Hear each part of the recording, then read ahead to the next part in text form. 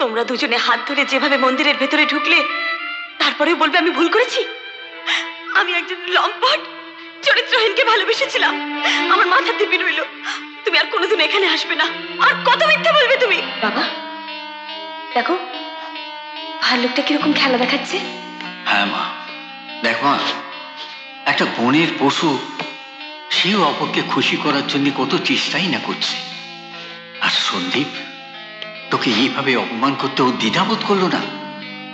আশ্চর্য, তোদের এতদিনকার সম্পর্ক বেইমানটা বেমানও ভুলে গেল। আমার ভুলের মাসুল আমাকেই দিতে হবে বাবা। ভুলের মাসুল নয় মা, ভুলটাকে সংশোধন কর। আমি আজ এখান থেকে চলে যাবো। কি ও কি আগরি ছাড়া আমার দাওয়া ছাড়া হইলে যাইবা? হ্যাঁ ছেড়ে দেবো। এখানে থাকতে হলে আমাকে অনেক কিছু ছাড়তে হবে। আমি আমার নিজের মতন করে থাকতে চাই। আমি আমার নিজের রূপ নিয়ে থাকতে চাই। আমি হাসবো, খেলবো, গাইবো, আমার নিজের মতন কথা বলবো। এখানে থাকলে আমার স্বাধীনতা হারিয়ে ফেলছে। আমি এখান থেকে চললাম। খাড়াও আইতের বেলা আগে দিয়া হইলে গেলে লোকে আমায় দুষবো। আমি চিঠি লিখে দিয়ে যাচ্ছি যে আমার চলে যাওয়ার জন্য কেউ দায়ী নয়। আমি আমার নিজের ইচ্ছেতে এখান থেকে চলে যাচ্ছি। তুমি বাইরে যাই অকল পশুর কথা আউল করে দেবা, আমার আগে চলে যাবো। বিশ্বাস করো বন্ধু, এই কথা আমি কাউকে বলবো না। আমি বিশ্বাস করি না। এটা আমার এটের প্রশ্ন, আমার বুঝির প্রশ্ন। আমি তোমার যাইতে দেবো না। বিশ্বাস করো না, আমি চললাম। ভালো হবে না। ম্যানেজার বাবুকে জানাই তুই।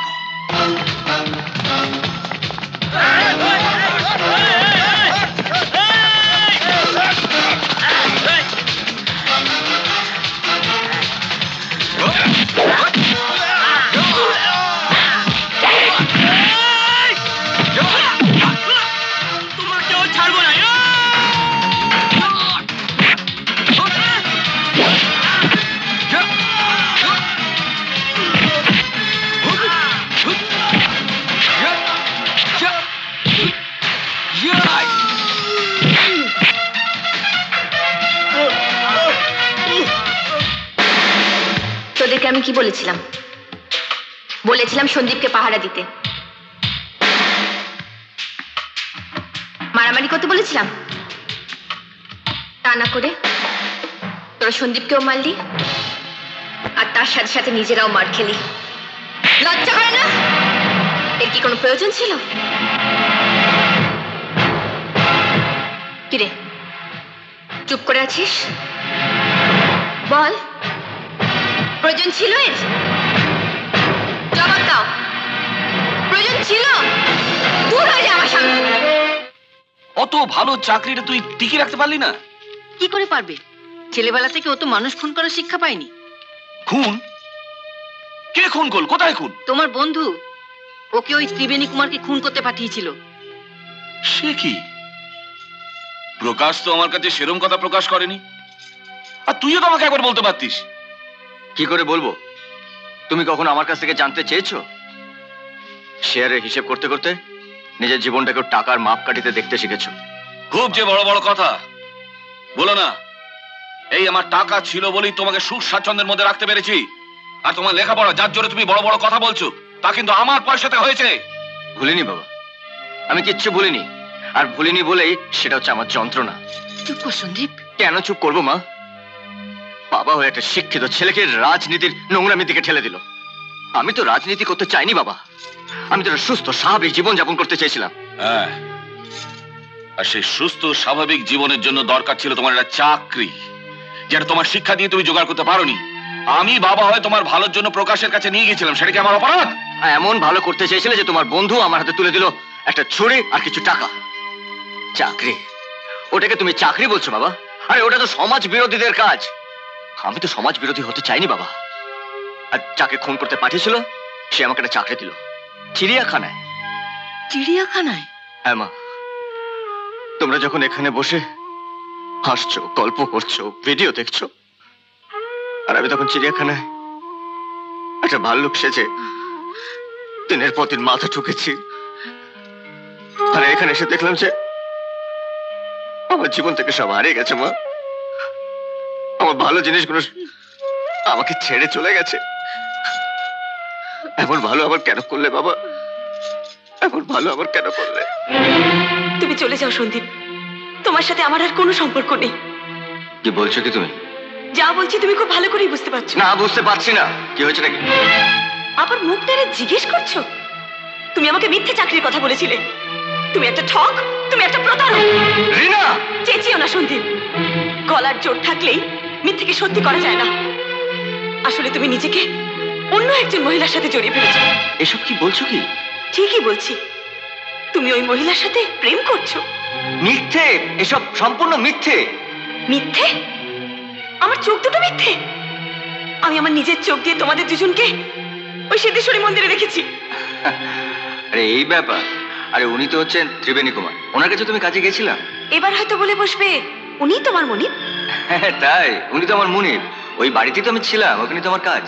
বাহ, চমৎকার। এমনই কাজ যে গাড়ি করে মনিবকে বেড়াতে নিয়ে যেতে হয়। তুমি ভুল করছো রিনা। ভুল আমি করিনি। তোমরা দুজনে হাত ধরে যেভাবে মন্দিরের ভেতরে ঢুকলে, তারপরেও বলবে আমি ভুল করেছি? তোমাদের প্রেমের কথাগুলো আমি নিজের কানে শুনেছি, সেটাকে আমি ভুল শুনেছি। হ্যাঁ, তুমি ভুল শুনেছো। আমাকে বোঝানোর চেষ্টা করো না সন্দীপ। এমনই কাজের চাপ যে তুমি আমাকে 2 লাইন চিঠি পর্যন্ত লিখতে পারোনি। আর কত মিথ্যে বলবে তুমি? আমি মিথ্যে বলি না রিনা। আমি চিঠি লিখতে গিয়েছিলাম, কিন্তু ত্রিবেণী কুমার আমাকে লিখতে দেয়নি। বাবা, তোমার উপরে তার এত জোর? তুমি তুমি এত নোংরা সন্দীপ। রিনা, রিনা প্লিজ আমার কথা শোনো রিনা। না, শুনবো না। তোমার কোনো কথা আমি শুনবো না। তুমি এখান থেকে চলে যাও সন্দীপ, চলে যাও এখান থেকে। তোমার ত্রিবেণীকে নিয়ে তুমি সুখে থাকো। রিনা! ছেড়ে দাও, ছেড়ে দাও আমাকে। আমি জানবো আমি একজন লম্পট চরিত্রহীনকে ভালোবেসেছিলাম। আমার মাথা দিব্যি রইল। তুমি আর কোনোদিন এখানে আসবে না। আর কোনোদিনও যদি এখানে আসো, তুমি আমার মরা মুখ দেখবে। চলে যাও, চলে যাও এখান থেকে, চলে যাও।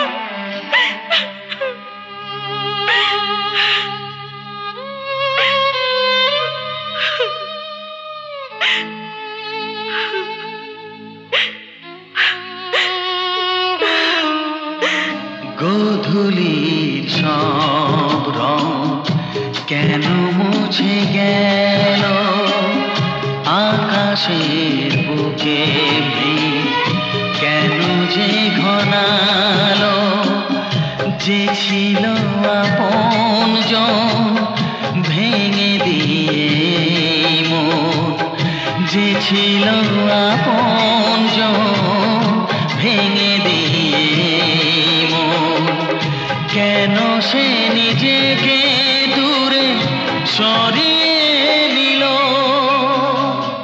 গোধূলির সব রং কেন মুছে গেল, আকাশের বুকে মেঘ কেন যে ঘনালো।